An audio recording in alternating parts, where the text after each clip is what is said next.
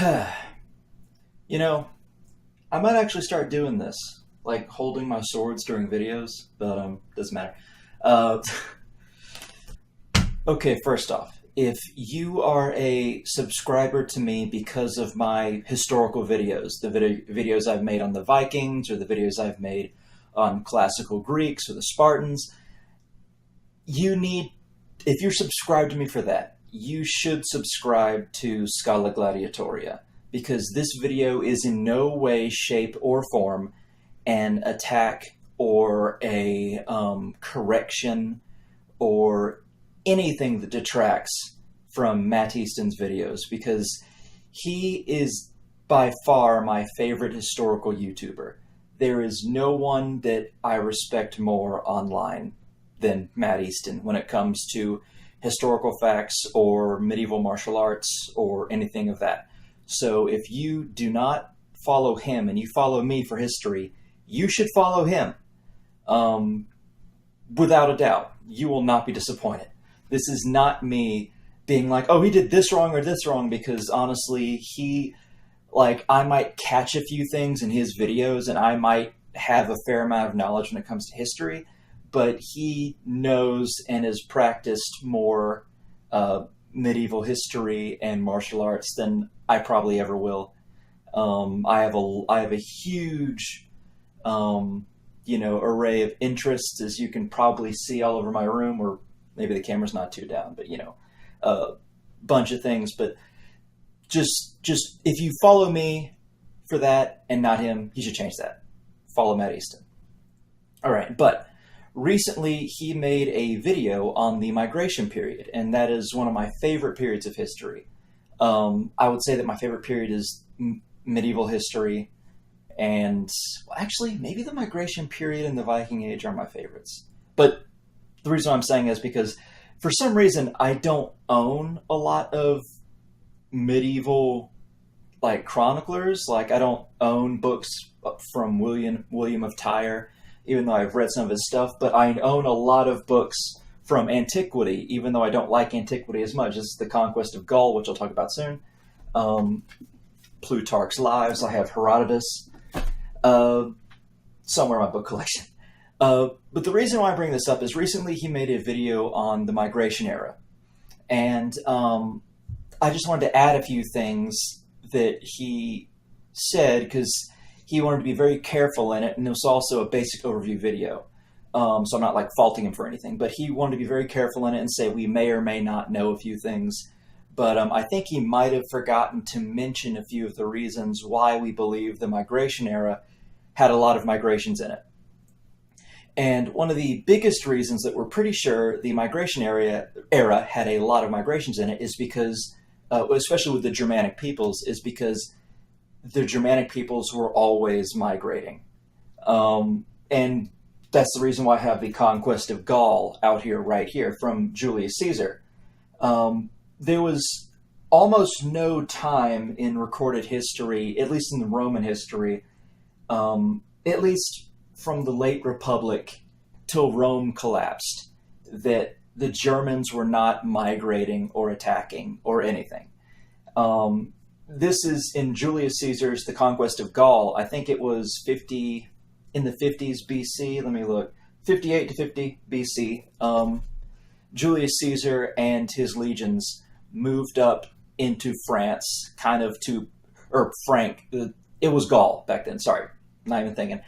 They moved up to Gaul at that time to sort of police and influence and aid Gallic allies or Celtic speakers to, help them fight each other because they were migrating, and also to help them fight German barbarians that were migrating from Germania into Gaul. So in 58 BC, Germans were a huge problem migrating into what would now be modern-day France or into northern Italy. They were migrating back then. There's also the Cambrian War, with the Teutones, or wait, I think I might be misinterpreting that. But there was the Cambrian War, Teutones. There was there's just a huge, vast amount of migrations when Rome was in power. and they never really stopped. Some of them were more problematic than others, but just let you know, like, they consistently migrated in because the Germans were slightly less, I don't want to say advanced, but the Germans did not really have big settlements or towns like the Celts did or the Romans did. So the Germans were more of a, I wouldn't exactly call them a nomadic way of life, but they did constantly war with one another and try to get to other more fertile areas. And that is mostly, they would love to go to France, modern day France, or Italy, or the Visigoths went to Spain. So just let you know, like, the reason why historians think that there was a lot of migration during the migration period was because they were always migrating, and the migration period just happens to be when there was no more Roman institutional armies to halt them. So when there's, like, if they're always migrating and then the Romans suddenly stop trying to stop them or stop trying to integrate them into auxiliaries, then the Germans are going to be like, well, I guess we'll migrate still now. And so they go in and there's no halting to their migrations, really. Also, one reason that we know is language. Language, a lot of languages that were Celtic became Germanic. Like when the Franks went into what would now be France, they went to Gaul. It's weird because they migrated into southern France a lot, but mostly their language, and the Franks were Germanic tribes. I believe that Matt says that in his video. But, you know, the Franks migrated into southern France, I believe, and for some reason it was mostly in northern France where their language was mostly, that mostly took effect. But they also moved into northern France later. But, like, you know, initially it was southern France. But in northern Gaul, which would be Francia, or the Frankish Empire, a lot of their languages would intermingle, and it was kind of like a bilingual place where people would be talking in I think the Roman Celtic sort of languages mixed with the Germanic languages. And as Matt said in his video, you know, when the Normans attacked England in the William the Bastards or William the Conqueror's era, the Normans spoke French, but obviously the Saxons spoke a Germanic English sort of language, and obviously the Germanic language kind of prevailed, even though the Normans were the ruling elite. So that goes to show that more than just ruling elite Franks moved into Gaul. And there's also different things like Attila the Hun and the Huns, and also other migrations of maybe, I think, Slavs and I believe Burgundians. I could be incorrect on that, but there was a lot of migrations from further east to the west. But I think the Huns get the biggest, you know, name for that because they were extremely barbaric. They crushed Gothic tribes that they found, and other Goths ran away from them, which showed just how terrifying the Huns are, because the Goths were always hard for Rome to deal with. And, you know, so the other Germanic tribes that were not in Upper Scandinavia were like, holy shit. And so they like ran further westward. And that happened in like 375 AD, to before 50 AD. And, you know, that's in the middle of the beginning of the migration era. So the Huns were obviously a factor. And something that you also need to relate to is the stories. And by that I mean like the sagas and legends of old Scandinavia. And I touch upon this in my Scandinavian video, like with the myths and the legends. But something that you need to keep in mind is that a lot of the early legends of Scandinavia are, and by early legends I mean legends during the migration period, are of Scandinavians going to Lower Germania and Francia. So like a lot of their legendary heroes are heroes that deal with Attila the Hun, called Atli in the Germanic sources.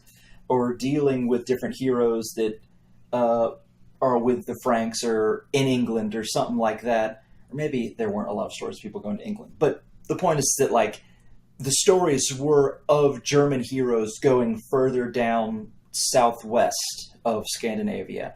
Yet in the later Viking era, there was a lot of stories that told about most of the stories were Scandinavians in Scandinavia, or like I guess Beowulf is a good way to think of that because like a lot of the Goths or the Geatas moved southwest in the early migration period, but when it got too closer to the Viking Age, they talked about Goths in Scandinavia. So like once the latter migration era was, slowing down and kingdoms were forming, a lot of these Scandinavian stories would be in Scandinavia because there was far less migration at that point because it was, the closing of the migration era.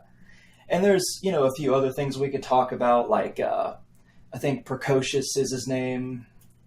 What was it? He was a Byzantine author. I think Matt also mentioned Byzantine authors of the period, and they obviously weren't in Northern Europe at the time, but they also were very literate and would receive a lot of news.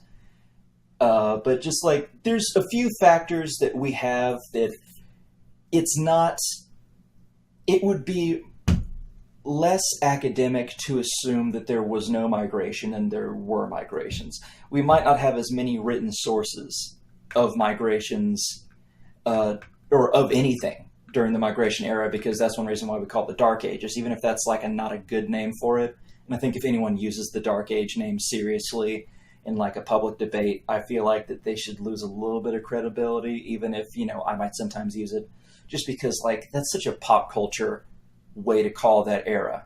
That would be like calling it'd be like calling the Roman era the classical period. Like, I mean, I suppose, but at the same time, I think that should mostly mean like classic Greece.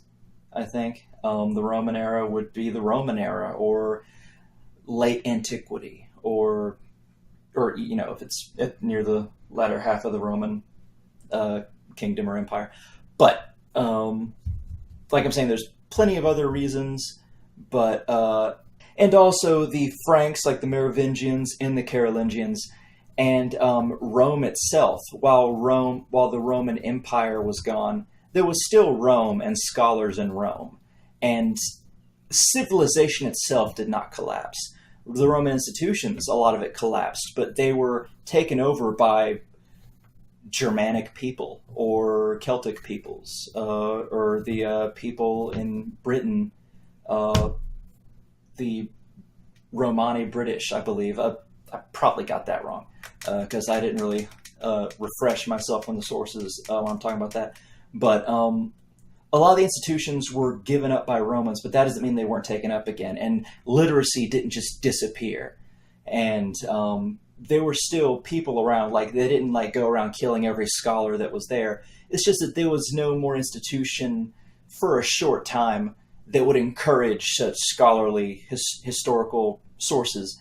However, we still had scholars in the Merovingian and Carolingian dynasties, and in Rome itself, and in Byzantium, and there was still a growing number of Irish monks that are well known for their scholarly pursuits in the latter half of the migration era. One of them, I believe, no, it was an English monk, but he wrote Beowulf.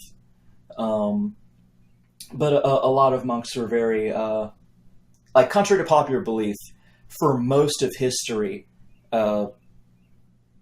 priests and monks and the clergy actually promoted learning and science. It was only in certain areas of history where that was not the case. People like to blow that up and make it seem like the church is always against such things. But for most of history, the Christian church was probably the most literate and most intelligent part of much of civilization. So, but particularly in this era, a lot of the Irish Irish monks, particularly the Irish monks, but a lot of just the monks in general that just moved northward, that had like lone abbeys and stuff. Uh, they studied a lot and wrote a lot, and we can surmise much from their writings. So sorry, this is a long, huge ramble. You're not going to find this nearly as helpful as his video, but I just wanted to give a few other reasons why we believe there was a bunch of migrations during that period.